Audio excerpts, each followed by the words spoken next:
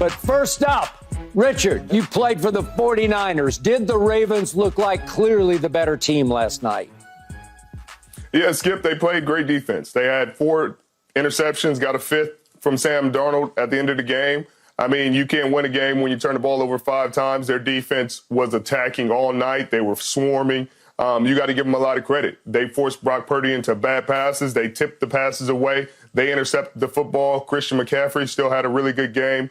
But at the end of the day, those are the things that determined the outcome of the game. So they played a better game than the San Francisco 49ers last night for sure. Ooh, that was quick. That's like no mas. I ain't never heard you go that fast, Richard. Yeah. Hey, I guess it is all what I got it for is, you. though, It's right? over. It is what it is is. what it is. Yeah, that's true. Look, Skip, the Ravens dominated on both sides of the football, okay? Period. They just did. And you talk about dominating, they physically outplayed the San Francisco 49ers. I picked them to go and win the football game. You mentioned that at the top, you and I both. Yeah. But I didn't think that they would just physically impose that will on them and dominate them to a whole nother level. Chris McCaffrey, yeah, he had 100 yards running, okay, whatever. They probably should have kept running the football early and often with him, but they played the Brock Purdy game. They wanted to try to they wanted to try to show up Lamar. My quarterback's better than yours. That's why they got beat at. Trying to be too cute and too smart in the situation. It's not about the stinger, okay? He started the game. And when you start a football game, that means you can play.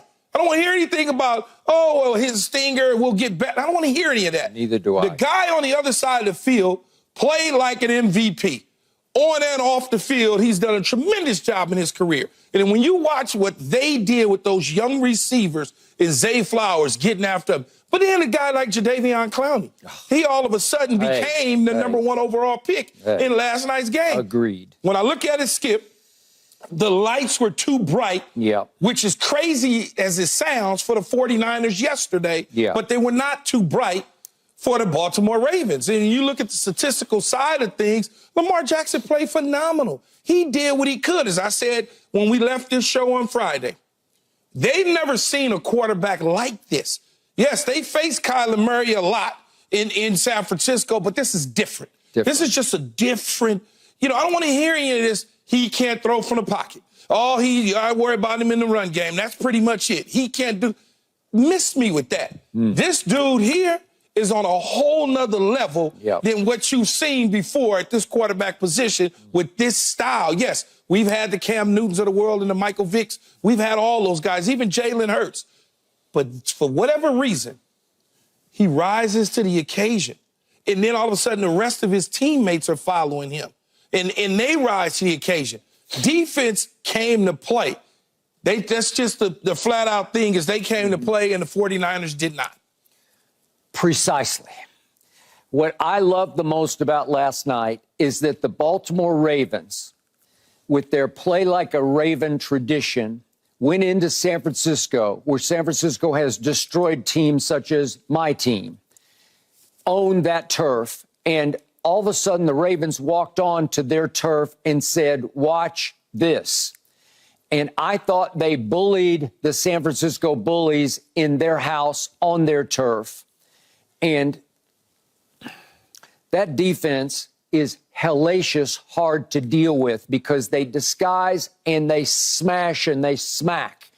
And just real quick, I just thought this was the play of the night for me was Marlon Humphrey challenging Debo on that little quick pass. If we could see this play, I just thought it was, I know it came in the third quarter. It wasn't like a first quarter tone setter, but most people don't do that. Most people just don't want any part of that. And Marlon Humphrey said, okay, I'll take my shot. And again, he did not knock Debo down, and Debo went on to get 6 yards. But just the message sent, this is one team that's not afraid of Debo.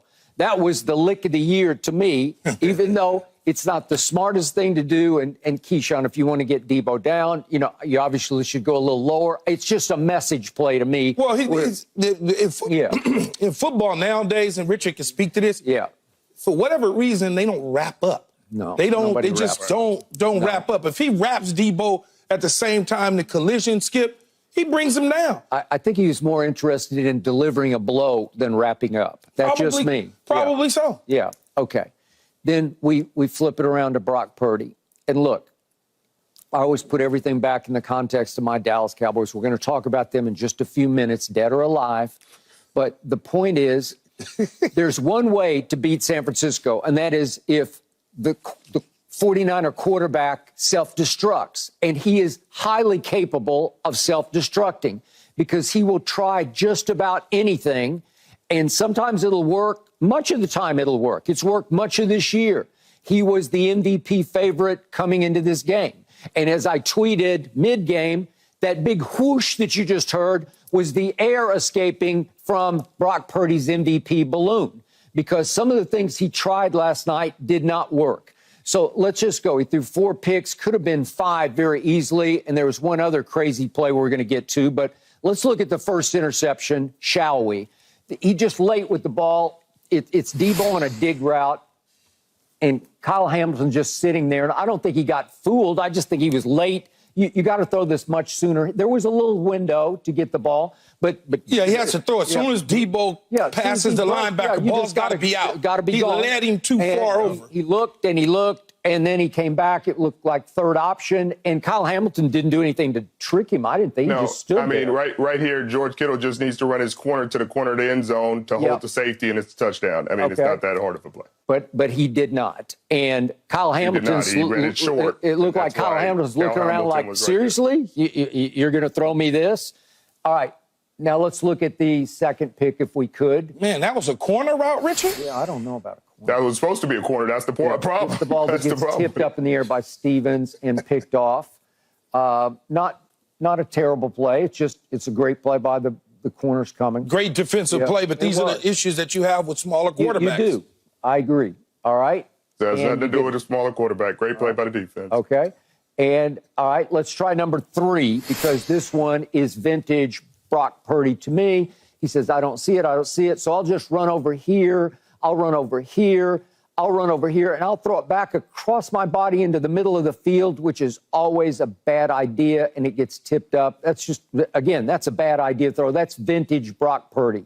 That's why. Hit his receiver in the chest, and it gets bounced up in the air. No, it didn't hit his receiver. The DB's all over it. Oh, the ball gets hit by the DB. Hits his receiver that's a horrible idea. I like the 49ers terrible too, but stop. It's a terrible I'm just showing you what the tape says, guys. I like the Niners too, man. But you got to stop. Hit the receiver in the chest. You're watching. Yeah, okay. Great play by Hamilton. They got to make sure that they get Hamilton back healthy. Yeah, and then let's try. Did they say what was wrong with him? Did they? This is the one where Kyle's like closing his eyes on the sideline. Oh, God. Okay, let's try the last one, shall we?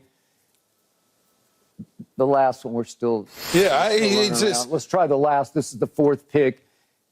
And this one his arm got hit. So I'm going to give you that one. That's just great. That's great defense. That's a great pass rush. They're all over him. They're all over him. They're all over him much of the night. And to your point, Keyshawn, I don't know, that number 24 for the Ravens, would you believe that's Jadeveon Clowney? That's Jadeveon Clowney. Wearing number 24. Who knew? Here he is. All right, he's back. And, okay, and then there was another pick that was nearly thrown. If we could see the first third down play of the second half. This is the first, it's 3rd and 5. And that one hits, I think it was Queen right in the hands. Could have been pick number 5 very easily. All right, another wild throw. And then could we see the circus play that Brock Purdy tried to pull off on the 4th down play that failed, if we could? That's another pick.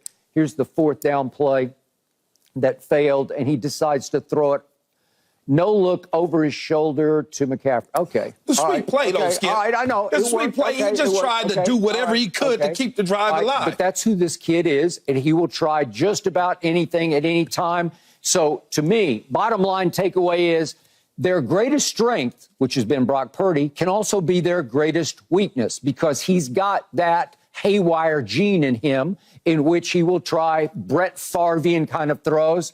And a lot of times they work, and sometimes they do not work. I think for them, though, if you go back and you look at some of the games that they lost this year, when that left tackle and Trent Williams is not in the game, it's a different situation for the quarterback position. Jadeveon Clowney and the company smell the blood in the water, and they attacked and went after him. And you have to admit that, Richard, when that guy is not on the field, it's a different offensive line. And you can certainly see that with late in the game last night. He allegedly pulled his groin. That's what they said. I don't know what it was. They got beat up on the offensive line. Jadeveon, I want to say he had 2 sacks in one drive. But again, Skip, nonsensical. I'm not concerned about this in the least. Again, 3 of the passes gets tipped up. Congratulations. Great plays by the defense. They took advantage of those plays as they should. The bad read by him, which wasn't really a bad read. George Kittle runs the route he's supposed to run, holds the safety like he's supposed to. It's drilled in the end zone. That's what he was expecting. George Kittle instead goes underneath the corner, which you never do on a corner route, do you, Keyshawn? You never go under the corner. It didn't look like a corner route. Based on the depth, it did not look like a corner route. Exactly. Maybe, but based on the concept, when I got a seam route that against cover 2, I'm the bender. That backside route is a corner route to pull Hamilton out of there. Now he got a big cavity to drill the ball in. He didn't see it, I'm sure. He didn't recognize it. He let it go. So I don't know if I put it on Kittle or if I put it on Purdy. But based on looking at it right there, it certainly looked like if he would have gone deeper to the front, to the back of the pylon, Hamilton sees him, and then it's a big cavity for him to throw it in there. Just like we credit other people with interceptions, we can't take the fact that Brock Purdy did throw a pick. We can't all of a sudden start saying, well, a pick is a pick. Kyle Hamilton is playing all-pro football, and they're a different defense when he's not out there. I think he'll get his first all-pro this year. And he deserves all the credit. He's a big reason his defense works. His variability. I mean, he's playing linebacker, he's playing nickel, he's playing safety. He plays everything. He's very useful in his defense. I mean, he's playing kind of a robber role, and he's been fantastic covering receivers, running backs, tight ends, everything. And he's been blitzing. He's really the linchpin of this defense, along with what you said, Jadeveon Clowney. Matabike I think he has 12.5 sacks, might have got another half a sack last night. And so this defense has got people getting sacks from all over the place. But it does not concern me about the Brock Purdy deal. You know, games like this happen. This is still a second-year quarterback. A lot of those balls are tipped up. If these were balls where he's just throwing it to the defense consecutively, where he's like, hey, make a bad read here, make a bad read here, make a bad read here, and you're like, oh, well, maybe this kid has lost the juice.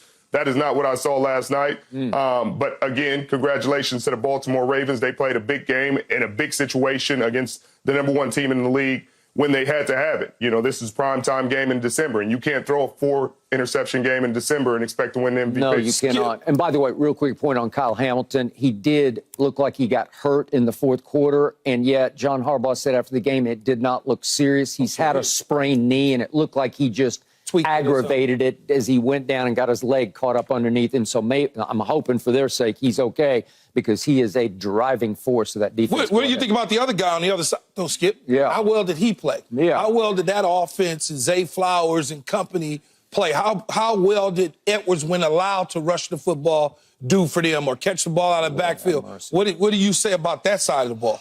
What I say about it is that Lamar took the MVP lead last night, and I know Richard is about stats, and Richard is about Brock Purdy stats and C-Mac stats, and I give you those stats, but what did your eyes tell you last night?